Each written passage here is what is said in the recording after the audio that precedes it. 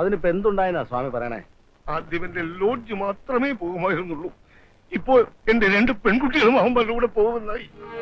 ഓഹോ, അങ്ങനെ ഒരു സംഭവമുണ്ടോ?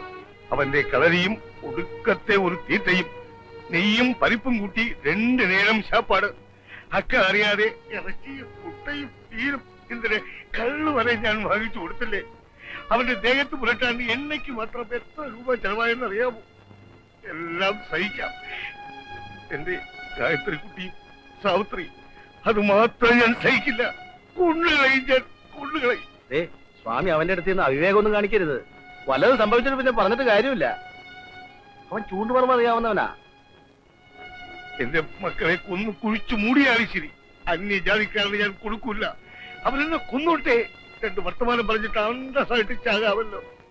സ്വാമി സ്വാമി സ്വാമി സ്വാമി അവിടെ നിന്നേ. സ്വാമി ഇങ്ങനെ നിയന്ത്രണം വിടരുത്. ഞാൻ കൂടി വരാം. നമുക്ക് ഒരുമിച്ച് സംസാരിക്കാവുന്നത്.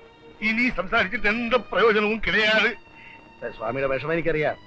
എടുത്തിയാടി എന്തെങ്കിലും അവിവേകം കാണിച്ചാൽ ദുഃഖിക്കേണ്ടി വരും. ഇതിനേക്കാൾ എന്താണ് വലിയ ദുഃഖം? സ്വാമി, ഞാൻ പറയുന്നത് കേക്ക്. സ്വാമി കടയിൽ പോയി. ഞാൻ വരാമെന്ന് പറഞ്ഞാൽ വരും. വേദന. ആമാ, അതുണ്ടോ വാസുവേ? ഇവിടെ തലവലാദികളിൽ നിന്ന് സ്വാമിയുടെ മക്കളെ രക്ഷിക്കാൻ വേണ്ടിയിട്ടാ തന്നെ ഞാൻ ഇവിടെ കൊണ്ടുവന്നത്. പക്ഷെ താൻ എന്നോട് ചതി ചെയ്യാൻ പാടില്ലായിരുന്നു. ഞാൻ എന്ത് ചതി ചെയ്തെന്നാ മാഷി പറയുന്നത്? ആരുടെയും മനസ്സ് വേദനിപ്പിക്കാൻ പാടില്ല എന്ന കാര്യത്തിൽ എനിക്ക് നിർബന്ധമുണ്ട്. പ്രേമന്റെ ശല്യത്തിൽ നിന്നും സാവിത്രിക്കുട്ടിയെ രക്ഷിച്ചതിന്റെ നന്ദി സൂചകമായി ആ കുട്ടി എന്നെ സ്നേഹിച്ചു. അങ്ങനെ ഞാനും ആ കുട്ടിയെ സ്നേഹിക്കാൻ നിർബന്ധിതനായി തീർന്നു. അത്രേ ഉള്ളൂ. എടോ, കളരി അഭ്യാസം അറിയാമെന്ന് വെച്ച് എന്ത് തോന്നിവാസം കാണിച്ചാൽ ചോദിക്കാനും പറയാനും ഇവിടെ ആളില്ലെന്നാണ് തന്റെ വിചാരം?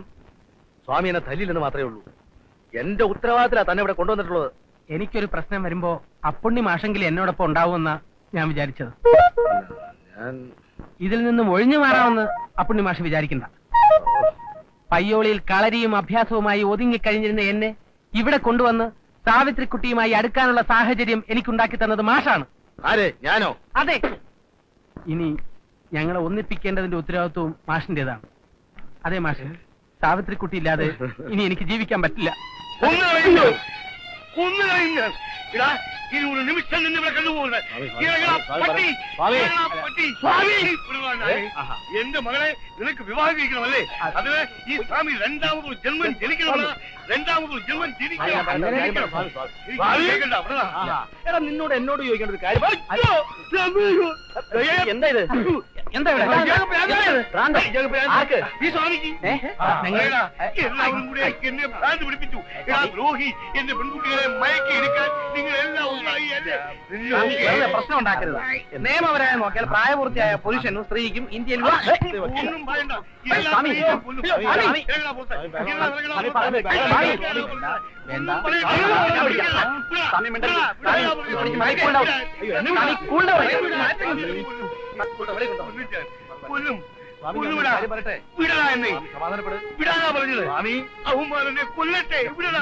ഇതേ മിണ്ടാതിരി. അയൽവക്കാരുടെ സ്വാമിയുടെ മക്കൾക്കല്ലേ പേരുദോഷം. ഇങ്ങോട്ട് വരാൻ പറയും. സ്വാമി ഇവിടെ കിടന്ന് ഈ പുകലൊക്കെ ഉണ്ടാക്കിയ സ്ഥിതിക്ക് വീട്ടിൽ എന്തായിരിക്കും? ആ പെമ്പിള്ളേരെ വല്ലത് ഉപദ്രവിച്ച് കാണുമോ? അവരെ വീട്ടിൽ നിന്ന് മാറ്റി കാണുമോന്നാ എന്റെ പേടി. അങ്ങനെ മാറ്റിയാ ഞാൻ അപ്പൊ ഒരു ഹേബിയസ് കോർപ്പസ് ഫയൽ ചെയ്യും. അതുകൊണ്ടൊന്നും ഒരു കാര്യമില്ല.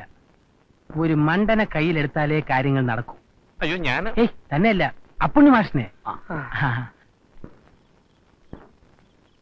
മാഷേ, മാഷേ. ആരാ?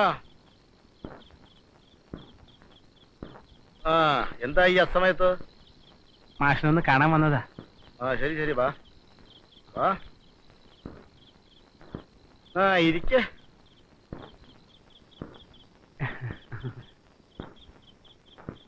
എനിക്ക് ഈ നാട്ടിൽ മാഷിനെ അല്ലാതെ വേറെ ആരെയും പരിചയമില്ല. തുറന്നു പറയാമല്ലോ മാഷേ, സ്വാമിയല്ല ഈ ലോകം മുഴുവൻ എതിർത്താലും ശരി, സാവിത്രിക്കുട്ടിയെ ഞാൻ സ്വന്തമാക്കാം.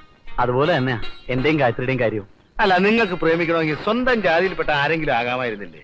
ഈ ബ്രാഹ്മണ കുടുംബത്തിൽപ്പെട്ട കുട്ടികളെ തന്നെ വേണമെന്നെന്താ അത്ര നിർബന്ധം? അല്ല, അതിപ്പോ കുലവും ജാതിയൊക്കെ നോക്കിയിട്ട് പ്രേമിക്കാൻ പറ്റുമോ മാഷേ? നമ്മുടെ പരാശര മുനി തന്നെ ഒരു മുക്കോ സ്ത്രീയല്ലേ വിവാഹം കഴിച്ചത്. അതെന്നാ? അത് പുരാണമല്ലേ, അതിന് പ്രത്യേകിച്ച് ഡേറ്റ് ഒന്നുമില്ല. ഇതെന്താ? ഗൾഫിൽ നിന്ന് എന്റെ ഒരു സുഹൃത്ത് വന്നപ്പോ കൊണ്ടുവന്നതാ. ബൊക്കാർഡി ഗോൾഡ് റിസർവ് റം. ഇതിനകത്ത് അല്പം സ്വർണം കൂടി ഉരുക്കി ഒഴിച്ചു. സ്വർണ്ണോ? അപ്പൊ ദേഹകാന്തി വർദ്ധിപ്പിക്കുന്ന ഇനവാ അല്ലേ? അതുകൊണ്ടല്ലേ മാഷിന് തന്നെ തരാമെന്ന് വെച്ചത്. വാസു വാസു വാസു കുറച്ച് വെള്ളവും ഒരു 3 ഗ്ലാസ് കൊണ്ടുവാ. അപ്പൊ തുടങ്ങാല്ലേ?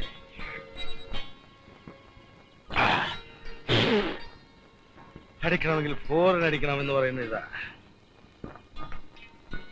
ഒരിക്കലും ഞാൻ നിങ്ങളുടെ ശത്രുവല്ല. നിങ്ങൾക്ക് ഇപ്പൊ എന്താ വേണ്ട? സ്വാമി ആളൊരു കള്ളനാ. നിങ്ങൾക്കറിയാവോ, പണ്ട് പൂജപ്പുര ആര്യഭവൻ ഹോട്ടലില് പണ്ട് ആര്യായിരുന്നു ഈ ശവം. അവിടുത്തെ ഹരിഹരയ്യരുടെ മകൾ ശാരദാമ്പാളിനെ പ്രേമിച്ച് കട്ടോണ്ട് പോകുന്നതാ. നേരെ ചുവ കൊണ്ടുവന്നതല്ല. ആ പാരമ്പര്യം ഈ മക്കള് കാണിച്ചാൽ എന്താണോ തെറ്റ്? ഞങ്ങളിപ്പോ എന്താ ചെയ്യേണ്ടത് മാഷെ? കട്ടോണ്ട് പോട്ടെ. അതൊന്നും വേണ്ട മക്കള്, ഞാൻ പറയുന്നത് പോലെ ചെയ്താൽ മതി. നിങ്ങൾ ലോഡ്ജിൽ നിറങ്ങേണ്ട ഒരു കാര്യമില്ല. ലോഡ്ജും കടയും പെൺപിള്ളേരുടെ പേരില്ല. കല്യാണം കഴിഞ്ഞാൽ നീ ലോഡ്ജ് നടത്തിക്കും. നിനക്ക് പണിയൊന്നുമില്ലല്ലോ, നീ ഹോട്ടലും നടത്തുക. സ്വാമിയെ നമുക്ക് അവിടുന്ന് പൂജിക്കാം. நீ போய் போலீஸ்ல ஒண்ணும் கம்ப்ளைண்ட் பண்ண வேண்டாம். ஏற்கனவே கம்ப்ளைண்ட் பண்ணி பட்டப்பாடு போறாதா? இனிமே போய் கம்ப்ளைண்ட் பண்ண வீட்டுல இருக்கிற பொம்பளை பசங்க தான் போய் போலீஸ் ஸ்டேஷன் நிக்கும். சொல்லிட்டேன். நீ என்ன பண்ண சொல்றேன்? டேய் சுப்புடு, இந்த ஒத்த பாலத்துல இருக்கானே அத்தை புள்ள வெங்கடி, அவனுக்கு ஒரு தந்திய குடுறா. ஐயோ, அவன் திருட்டு பயனாச்சு. போன வாட்டி வந்த போதே சீக்கோ வாட்சி பேனை கல்லாப்பட்டி இருந்த காசு எல்லாத்தையும் திருடிட்டு போயிட்டான். நம்ம இப்ப இருக்கிற நிலைமையில அவனுக்கு சாப்பாடு போடவே முடியாது. ஏண்டா அத பார்த்தா முடியுமாடா? அந்த கடி பசங்களை வெளியில அனுப்புறது யாரு? உன்னால என்னால முடியுமா? அந்த வெங்கடி இடுப்புல இருக்கிற கத்திய பார்த்தா அந்த பசங்க விட விட விட விட விட நடுங்க மாட்டானுங்க. அது வேணுமாக்கா? வேணும்டா, நான் சொல்றத நீ கேளு. முதல்ல அவனுக்கு தந்திய கொடு. பொம்பளை பசங்களை கலாட்டா பண்றாங்க, கலாட்டா. கொடுத்து தொலைக்கிறேன். சாமி சாமி சாமி என்னடா சாமி, வீட்டுல வெங்கடி வந்த சாமியோட அப்படி எல்லாம் പറഞ്ഞു. ஐயோ வந்துட்டான். ചൂരി അവിടെ വെച്ചിട്ടാണ് വന്നത്. അവന്റെ കണ്ണിൽ കണ്ടാൽ അത്ര തന്നെ ഗോവിന്ദ. അയ്യോ ഗോവിന്ദനല്ല സ്വാമി, വെങ്കിടി. അത് വേണ്ട. லவ் பண்றியா? உனக்கு அவ்வளவு திமிரா? அந்த அயோக்கிய ராஸ்கல் சொல்லு, அவனை கொன்னிடுவேன், கிழிச்சிடுவேன். அங்க போ அனந்து, கலரி எல்லாம் படிச்சுவேன். இப்படி வேலை காமிச்சா இந்த நுனியிலே அளந்திருத்துடுவேன். இந்த கத்தியால அந்த விரலை வெட்டிடுவேன். கலரியானாலும் சரி, பெரிய கொம்பனானாலும் சரி, இந்த வெங்கிடி கிட்ட ஒண்ணுமே நடக்காது. அண்ணா எங்கிட்ட ஒரு வார்த்தை சொல்லக்கூடாதா? அண்ணா கவலைப்பட வேண்டாம். இன்னைக்கு நைட்டு 12 மணிக்குள்ள அவங்களை க்ளோஸ் பண்ணிடுவேன். இப்ப டைம் என்னாச்சு? இது எப்படி உங்கைக்கு வந்தது? வெங்கடி, இதுக்கு முன்னால திருடிட்டு போன சீக்கோ வாட்சாச்சு. தண்ணி சாப்பிட்டாச்சா? அது ஒண்ணும் எனக்கு தேவையில்லை. எனக்கு டைம் தான் முக்கியம். ஆமா, நான் டைம் பார்த்து எல்லாமே பண்ணிடுவேன். எங்க அந்த ராஸ்கல் இறங்கி வாழ, தைரியம் இருந்து இறங்கி வாழ. ஒரு கிளாஸ் பால்.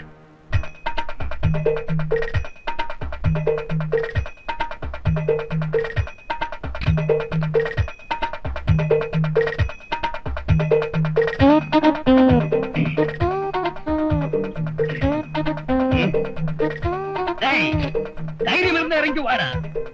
என் அண்ணா குழந்தைகளை காதலிக்க உனக்கு என்ன யோகியம் இருக்கிறோம்? வாடா. ஏண்டா இங்க குடிக்கிறதும் போடுறேன்? அவங்க எல்லாம் மேலே இருக்கு, அங்க போ. எங்க போய் கத்தியால குத்தாதடா.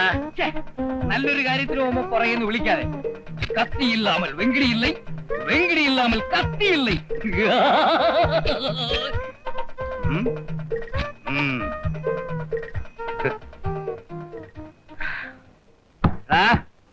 വാതിൽ തുറക്ക. വെങ്കിടിയാ പറയുന്നത്. തുറക്കാൻ തുറക്കണ. മര്യാദക്ക് തുറക്കാനാണ് പറഞ്ഞത്. ചവിട്ടി പൊളിക്ക. നിന്നെ കൊണ്ട് തുറപ്പിക്കാവെന്ന് ഞാനൊന്ന് നോക്കട്ടെ. അയ്യോ അമ്മ,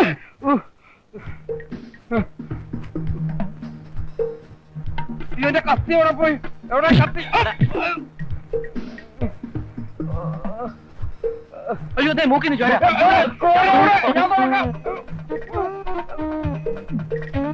എന്നെ വിടാനാ പറഞ്ഞത്? അവനെ വെറുതെ വിട്ടോ. വേണ്ട. ഇവിടെ അയ്യോ വേണ്ട. ഒരു കൊലപാതകം കൂടെ ഒരു പ്രശ്നമില്ല. വേണ്ട വേണ്ട.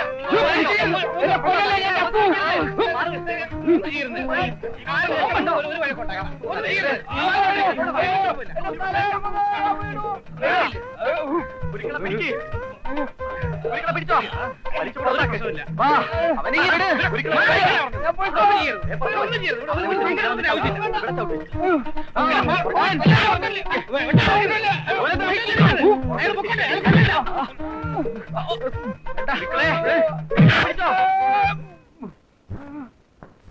ആട്ടിൻകുട്ടിയോട് ഏറ്റുമുട്ടാൻ ആനയല്ല, ആനയോട് ഏറ്റുമുട്ടാൻ ആട്ടിൻകുട്ടിയല്ല കൊണ്ടുവരേണ്ടത്. കൊഞ്ചം തണ്ണി കുടിക്ക്. തണ്ണി വേണം. ഞാൻ കൊഞ്ചം തണ്ണി സാപ്പിട്ടെ. അതിനാലാൻ ഞാൻ വീണ്ടും വരുവേ.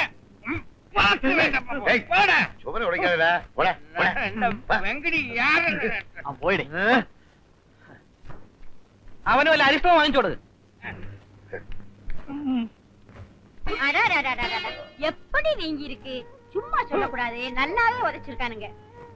டேய் வெங்கடே, அந்த தடி பசங்க கிட்ட இப்படி உத வாங்கிட்டு வந்து நிக்கிறியேடா. உன் கையில கத்தி இருந்துட்டும் பாத்துட்டு சும்மாவா இருந்தே. அக்கா, என் கத்தி கையில இருந்து தழுவி தாழ விழுந்து இல்லன்னா அந்த அயோக்கிய பசங்களை பீஸ் பீஸா கட் பண்ணி டிவிஎஸ் பார்சல்ல புக் பண்ணி அனுப்பியிருப்பேன். உன்னுடைய விரட்டெல்லாம் இங்க நடக்காது, அதெல்லாம் அங்க ஒத்த பாலத்துல. இதோ பாருண்ணா, எனக்கு உயிர் இருந்த அந்த பசங்களை நான் சும்மா விட மாட்டேன். அவனை அடிக்கிறதுக்கு என்கிட்ட சரியான ஒரு ஆள் இருக்கு. யாரா அவன்? கராட்டே, ஜூடோ, கும்பு, குஸ்தி, களரி எல்லாமே தெரிஞ்சவன். சீங்கண்ணி ராமு.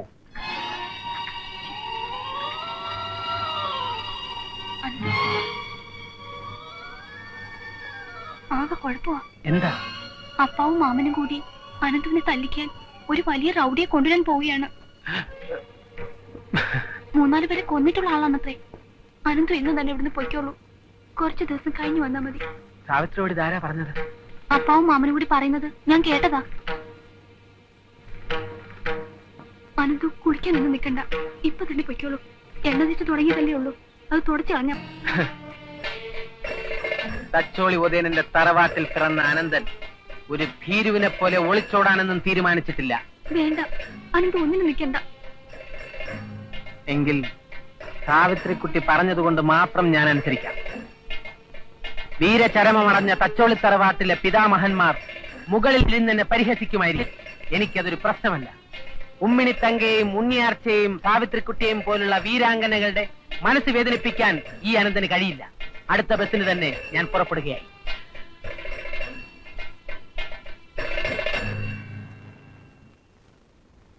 ചീങ്കണ്ണി രാമു? അതെ, 2-3 പേരെ കൊന്നിട്ടുള്ള വലിയ റൗഡിയാണ്.